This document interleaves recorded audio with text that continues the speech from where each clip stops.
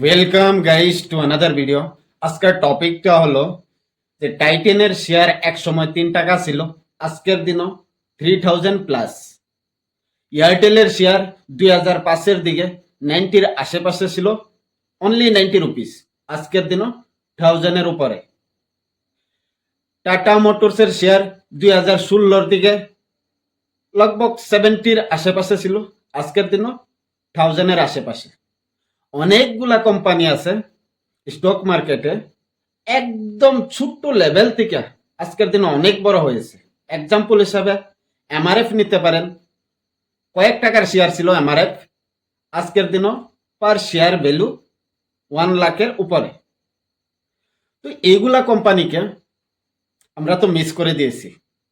গত 1-2 বছরের মাঝে অনেকগুলা কোম্পানি কিন্তু অনেক গুণা হয়েছে। এক্সাম্পল হিসাবে নিতে পারেন বিকাজি ফুডস, অলেক্ট্রা, গ্রিনটেক, এরকম আরো অনেকগুলা কোম্পানি আছে। তো এগুলা কোম্পানিকে স্টার্টিং লেভেলও যদি বেছে নেওয়া যায় তাহলে লং টার্মে কিন্তু অনেক মাল্টিব্যাগার সাবিত হতে পারে, কিন্তু স্টার্টিং লেভেলও বেছে নেওয়াটা অনেক কঠিন যদি না জানেন। আর যদি জানেন তাহলে কিন্তু অনেক সিম্পল। তো চলুন আজকে একটা পেইন্ট সেক্টরের দুরন্তর কোম্পানির বিষয়ে অ্যানালিসিস করব। কোম্পানিটা অনেকই সুন্দর কোম্পানি, স্মল ক্যাপ কোম্পানি হয়। তো কোম্পানিটার নাম হলো ইন্ডিগো পেইন্টস। তো এই কোম্পানির মার্কেট ক্যাপ বর্তমান 6,829 করোড়, কারেন্ট প্রাইস 1,434 রুপিস। সবার প্রথমে আমরা দেখবো ইন্ডিগো পেইন্টসের কোয়ার্টারলি রেজাল্ট কি বলে। সেপ্টেম্বর 2021-এ এই কোম্পানিটার সেল ছিল 196 করোড়, সেই জায়গা থেকে 2024-এর সেপ্টেম্বর কোয়ার্টারে সেলস হলো 289। তো অনেকটাই বেড়েছে। তারপর যদি আমরা দেখি একটা বিষয় কি, এই জায়গা অপারেটিং মার্জিন কিন্তু কোম্পানিটার স্টেবল আছে। 14, 22, 17, 15%, 18%, 22%, 16%, এই জায়গা দেখলে 15%। অপারেটিং প্রফিট মানে বিজনেস থেকে কত পার্সেন্ট প্রফিট করে কোম্পানিটা, সেটাকে অপারেটিং প্রফিট বলা হয়। ঠিক আছে, তো এই জায়গায় পার্সেন্টেজে দেওয়া আছে। আর আরেকটা বিষয় দেখলে নেট প্রফিটও স্টেবল আছে, সুন্দর আছে।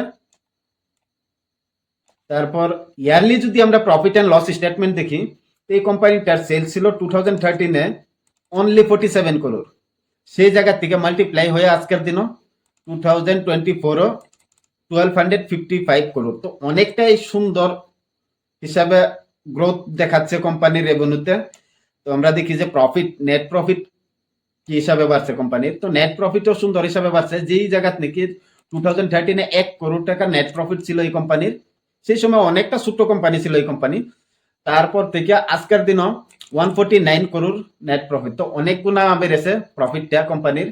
আর যদি আমরা এই জায়গায় কম্পাউন্ডেড সেলস গ্রোথ দেখি 10 বছরের, তো 35% বাড়ছে, 5 বছরে 19% বাড়ছে, 3 বছরে 20% বাড়ছে, লাস্ট 12 মান্থের মাঝে 1 বছরের মাঝে 12% বাড়ছে। তো প্রফিট গ্রোথ সুন্দর, একদম অনেকই সুন্দর। কারণ আমরা বলি যে কোনো কোম্পানি প্রফিট গ্রোথ মিনিমাম 15 তার উপরে থাকা ভালো, কিন্তু এই জায়গায় মিনিমাম লেভেল থেকে অনেক উপরে আছে। সবগুলা টাইম ফ্রেমের মধ্যে 10 বছরের মধ্যে 83%, 5 বছরের মধ্যে 40%, 3 ইয়ারও 28%, টিটিএম আছে 7%। তো গত 1 বছরের মধ্যে এত একটা বাড়ে নাই। আর স্টক প্রাইস দেখলে এই জায়গায় ইম্পর্টেন্ট কি, স্টক প্রাইস দেখলে কিন্তু বর্তমান দেখা যাচ্ছে যে 3 বছরের মাঝে -14%, কারণ কোম্পানিটা লিস্টিং এ হয়েছে 2-3 বছর হয়েছে। এর আগে কিন্তু কোম্পানি স্টক মার্কেটে লিস্ট ছিল না। তো এই জন্য 5 ইয়ারও ব্ল্যাঙ্ক, 10 ইয়ারও ব্ল্যাঙ্ক, 3 বছরের মধ্যে 14% মাইনাস হয়েছে, শেয়ার প্রাইসটা কারেকশন হয়েছে। 1 বছরের মধ্যে 4% কারেকশন নিয়েছে। তো কোম্পানির সেলস অনেক ভালো, এই জায়গা দেখলে আমরা সেলস অনেক ভালো, প্রফিট কিন্তু অনেক শানদার প্রফিট। সেই হিসাবে কিন্তু সেলস যে হিসাবে বাড়ছে, প্রফিট যে হিসাবে বাড়ছে, সেই হিসাবে কিন্তু স্টক প্রাইসটা বাড়ে নাই। তো আরেকটা বিষয় আমরা নিচে যাই, নিচেতে ঘুরে আসি, তারপর দেখবো ব্যালেন্স শিট। তো নিচে শেয়ার হোল্ডিং এ ক্লিক করলাম, আমি ইয়ারলি সিলেক্ট করে নিলাম। তো প্রমোটারের হোল্ডিং 54-এর আশেপাশে আছে, স্টেবল আছে। কিন্তু এফআইএস এর হোল্ডিং দেখলে বেড়েছে, কিন্তু 2024-এ এফআইএস এর হোল্ডিং কিন্তু বেড়েছে, 12% এর বেশি হয়েছে। যেই হোল্ডিংটা নাকি এফআইএস এর ছিল 2024 মার্চে 7%, সেটা সেপ্টেম্বরে কিন্তু 12%-এর বেশি হয়েছে।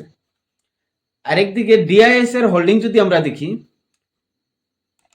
লগভগ 2% ছিল মার্চে, সেপ্টেম্বরে 16% করে নিয়েছে। আর পাবলিকের হোল্ডিং ছিল মার্চে 36%, আর সেপ্টেম্বরে অনলি 17% আছে। তো পাবলিকের হোল্ডিং কিন্তু কমতেছে, স্ট্রং হ্যান্ডের হোল্ডিং কিন্তু বাড়তেছে। এফআইএস এ ধুম ধামাকা কিনতেছে এই কোম্পানিটা, ডিআইএস এ কিন্তু ধামাকা কিনতেছে, আর পাবলিকের হোল্ডিং কমতেছে। তো মানে কোম্পানিটা আন্ডার ভ্যালুডও আছে। কোম্পানির সেলসটা আমরা দেখেছি, অলরেডি দেখেছি সেলসটা ধামাকা আছে, সবগুলা টাইম ফ্রেমের মধ্যে সেলস ভালো। কোম্পানির প্রফিট যতটুক হতে লাগে তার থেকে অনেক বেশি আছে প্রফিট, কিন্তু শেয়ার প্রাইসটা বাড়ে নাই, কারেকশন হয়েছে উল্টা। তো এই কারণেই এই কোম্পানিটার প্রমোটার হোল্ডিং স্টেবল আছে, এফআইএস হোল্ডিংটা টাইম টু টাইম বাড়তেছে, তার সাথে ডিআইএস এর হোল্ডিংও কিন্তু বাড়তেছে। আরেকটা কথা কি ইম্পর্টেন্ট, যেটা নাকি পাবলিক হোল্ডিংটা কিন্তু কমে গেছে। তো এরকম কোম্পানিতে ইনভেস্ট করতে লাগে যে কোম্পানিটার নাকি ভবিষ্যৎ ভালো, সেলস ভালো, প্রফিট ভালো, স্টক প্রাইসটা নিচে আছে। তো এফআইআইএস, মিউচুয়াল ফান্ড, এগুলা কোম্পানিতে ইনভেস্ট করার অলরেডি আমরা দেখেছি প্রুফ। গত সেপ্টেম্বর কোয়ার্টারে এফআইআইএস আর ডিআইএস অনেকটা বাড়াইছে এই কোম্পানিতে তারা হোল্ডিং।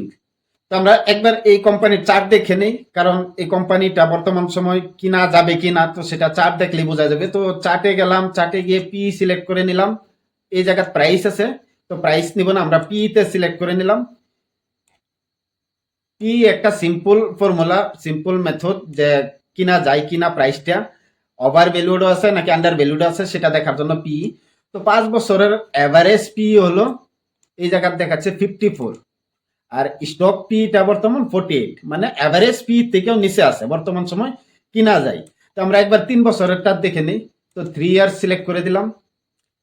তো 3 ইয়ারের পি, এভারেজ পি হলো 52, এই জায়গায় দেখলে 52.5, 48 আছে বর্তমান সময় স্টক পিটা, আর এভারেজ পি হলো 52।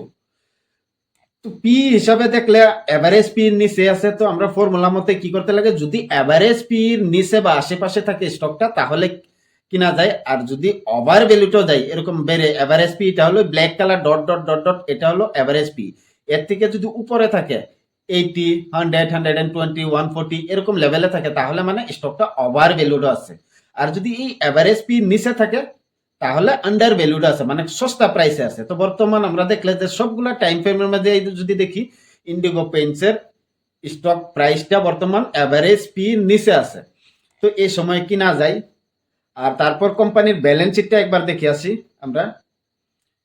কোম্পানির ব্যালেন্স শিট দেখলে সুন্দর একটা ক্লিন ব্যালেন্স শিট, কারণ যে কোনো কোম্পানির ব্যালেন্স শিটে সবার প্রথমে দেখতে লাগে রিজার্ভস, কারণ রিজার্ভটা সময় সময় যদি কোম্পানির বাড়ে আর ভালো পরিমাণে একটা রিজার্ভ থাকে তাহলে কোম্পানির যদি কঠিন সময় আসে সেই টাকাটারে কোম্পানি সেই কাজে লাগাইতে পারে। তো এই জায়গায় দেখলে আমরা সবগুলা বছরেই কোম্পানি কিছু না কিছু টাকা রিজার্ভে কিন্তু বাড়াচ্ছে, জমা করে রেখেছে। আর এই জায়গায় যদি দেখি আমরা 2013-তে রিজার্ভ ছিল অনলি 4 করোড় টাকা, আর 2024-এর সেপ্টেম্বরে 905 করোড় টাকা রিজার্ভে আছে। আরেকটা ইম্পর্টেন্ট ফ্যাক্টর হলো বড়োইং। যেই কোনো কোম্পানি হোক, বিজনেস হোক, অনেক সময় টাকার প্রয়োজনে ব্যাংকের থেকে বা অন্যান্য কোম্পানির কাছে থেকে ঋণ নেই, লোন নেই। তো লোনটা নেওয়াটা একদম সাধারণ ব্যাপার, কিন্তু কোম্পানির জরুরতের থেকে বেশি যদি লোন নিয়ে নেয় তাহলে অনেক সময় দেখা যায় প্রবলেমে এসে যায়। যেরকম নাকি এক্সাম্পল হিসাবে আমরা দেখতাম পারি জেট এয়ারওয়েজ, কিংসফিশার, তারপর ভোডাফোন আইডিয়া, এগুলা কোম্পানি একমাত্র বোরোইং এর কারণে ফেল হয়েছে। তো বোরোইংটা ঠিকঠাক থাকাটা অনেক ইম্পর্টেন্ট। তো ইন্ডিগো পেইন্টসের বোরোইং ছিল 2013-তে অনলি 11 করোড়, সেই জায়গা থেকে 2024-এ 20 করোড় আছে। তো বোরোইং ঠিকঠাকই আছে, বেশি বাড়ে নাই, স্টেবল আছে। তো আরেকটা বিষয় এই জায়গায় যদি আমরা দেখি, ক্যাশ ওয়ার্কিং ইন প্রগ্রেসেস, এটা ইম্পর্টেন্ট বিষয়, কারণ এই জায়গা 64 করোড় টাকা 2024-এর সেপ্টেম্বরের রিপোর্ট এটা। তো 64 করোড় টাকা কিন্তু এক্সপান্ড করে রেখেছে কোম্পানি নিত নতুন প্ল্যান্টে। প্ল্যান্ট মানে কোম্পানি নতুন কিবা বিজনেস স্টার্ট করতেছে, নতুন প্ল্যান্ট লাগাইতেছে, ফ্যাক্টরি লাগাইতেছে। তো সেই প্ল্যানটা যদি একবার ক্লিয়ার হয়ে যায়, তারপর থেকে কিন্তু কোম্পানির রেভিনিউটা বেড়ে যাবে, বেচা কিনাটা বেড়ে যাবে। আর বেচা কিনাটা যদি ইনক্রিজ হয়ে যায়, প্রফিটটা আরো ইনক্রিজ হয়ে যাবে। তো এটা একটা ইম্পর্টেন্ট ফ্যাক্টর, এটা দেখতে লাগে।